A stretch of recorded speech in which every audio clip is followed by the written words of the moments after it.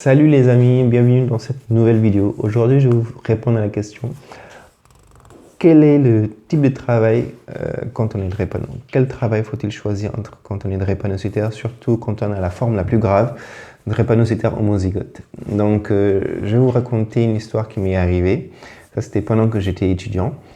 Pendant que j'étais étudiant, je devais être en première année ou deuxième année de DUG. À l'époque, c'était le DUG. C'était 2 ans après le bac.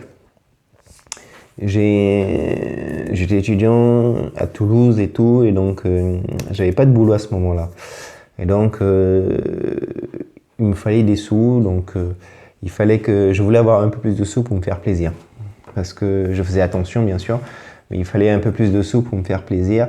Et du coup, il y a un ami qui m'a branché sur un plan pour être en intérim. Et donc du coup, c'était de la manutention, parce que quand on est étudiant, on n'a pas le droit de travailler beaucoup d'heures, on est limité par rapport à notre statut, en France en tout cas.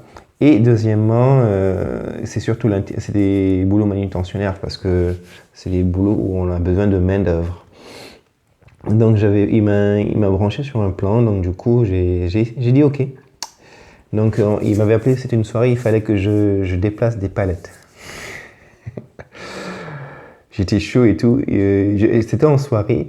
Et du coup, il m'a appelé, il m'a dit: est-ce que tu veux et tout. J'ai dit: ok, on y va.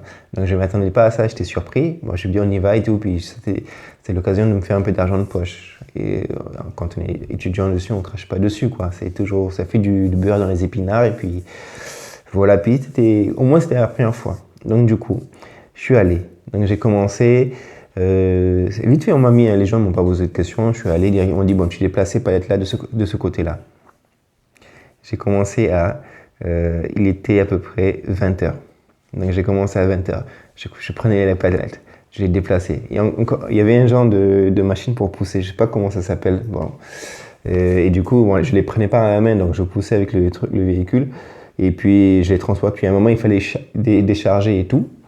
Et du coup, j'ai commencé à faire un carton, 2 cartons, 3 cartons.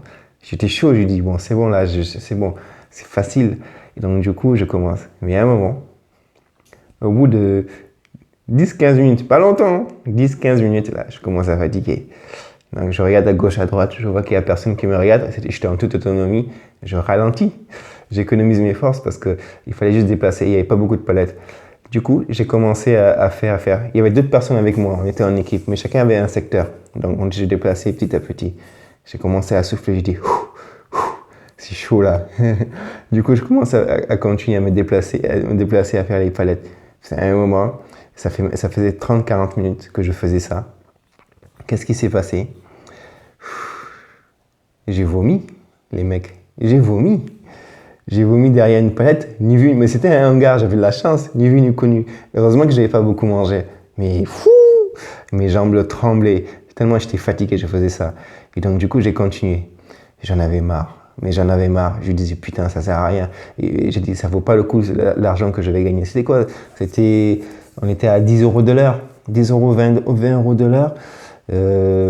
J'ai fait ça 1 heure, 2 heures de temps, mais j'étais pas bien. Tout ce que j'avais envie, c'était d'arrêter et de rentrer chez moi. À un moment, au bout d'1 heure et demie, 2 heures, le gars a dit stop et tout. Finalement, ils avaient fini beaucoup plus que prévu. Mais moi, j'avais presque rien foutu. J'avais fait quoi? 25% de ce que les autres avaient fait. S'ils avaient déplacé 40 cartons, 50 cartons, moi, j'en avais fait peut-être que 25%. J'avais déplacé 10-20 cartons. Pour vous dire que j'étais KO. Mais je voulais juste rentrer, je m'en foutais. Finalement, l'argent n'avait plus d'importance. Ce que je voulais faire, c'est me barrer, rentrer chez moi et m'allonger. J'ai même flippé, je pensais que j'allais avoir une crise. Quand je suis rentré et tout, et c'est là que je me suis dit: putain. Et là, c'était clair dans ma tête. Quand on est drépano, quand on est malade, il faut pas choisir un métier manuel. Il faut choisir un métier sur lequel vous n'êtes pas jugé sur le temps passé. Il faut prendre un métier sur lequel vous êtes jugé sur les résultats. Parce que quand vous avez un métier sur lequel vous êtes jugé, vous êtes payé sur le temps passé, si vous êtes malade, vous n'êtes pas payé. C'est ça la réalité aujourd'hui. Et c'est ce qui m'a motivé à faire mes études et aller le plus loin possible pour avoir un job sur lequel je serais jugé sur mes résultats. Ou du moins, si jamais je fais mon boulot, même si je suis malade, le résultat final ne dépend pas du temps passé. Donc c'est ça, c'est la principale, ce qu'il faut retenir de cette histoire, c'est qu'il faut tout faire pour avoir le job qui vous permet d'être payé en fonction de vos résultats et pas en fonction du temps passé. Parce que votre état de santé, vous ne le maîtrisez pas. Vous avez beau faire tout ce qui est prévention, tout ce qui est médicaments, on ne sait jamais quand est-ce qu'une crise peut arriver. Et si ça arrive, vous êtes totalement dépendant de votre source de rémunération. Une fois, deux fois, le patron va accepter, mais la troisième fois, il va trouver une solution. Et il va vous remplacer. Ça, c'est clair et net. Donc, trouvez un métier sur lequel vous êtes jugé sur votre performance, sur les résultats, et vous serez moins inquiet par rapport à la maladie. Si un jour, c'est simple, vous en tant qu'employeur, vous avez quelqu'un qui est malade, vous lui dites de faire ce travail-là. Par exemple, c'est très très simple. Imaginez que vous avez une maison, vous devez bâtir votre maison. Vous prenez un maçon qui est de Drépano. Le problème, c'est qu'il va pas. S'il est 3 fois, 4 fois, 5 fois malade, il va pas pouvoir finir le chantier. Il va prendre trop de temps. C'est triste à dire, mais moi, en tant que Drépano, je connais la réalité, mais je change directement. Donc, prenez un métier sur lequel vous êtes basé sur votre performance, sur les résultats, et vous serez beaucoup plus tranquille d'esprit. Vous serez moins anxieux, et surtout, vous pourrez vous projeter plus facilement. Ayez un travail sur lequel vous êtes bon, qui vous paye au niveau des résultats. Donc, c'est facile à dire comme ça, mais ça marche.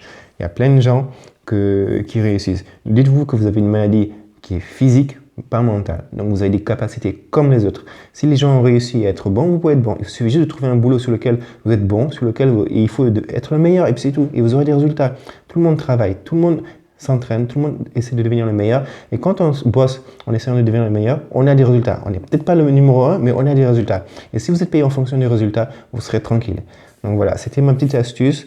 Demain, je vous ferai une autre vidéo pour vous montrer comment je fais pour expliquer ma maladie à mes enfants et quelles solutions j'ai trouvées par rapport à ça. Donc, prenez soin de vous, ayez la foi, ayez courage en vous. Certes, c'est difficile, mais il faut avancer. On a tous un objectif. Ayez un objectif et ça ira. Donc, prenez soin de vous, ayez une bonne hygiène de vie et à demain.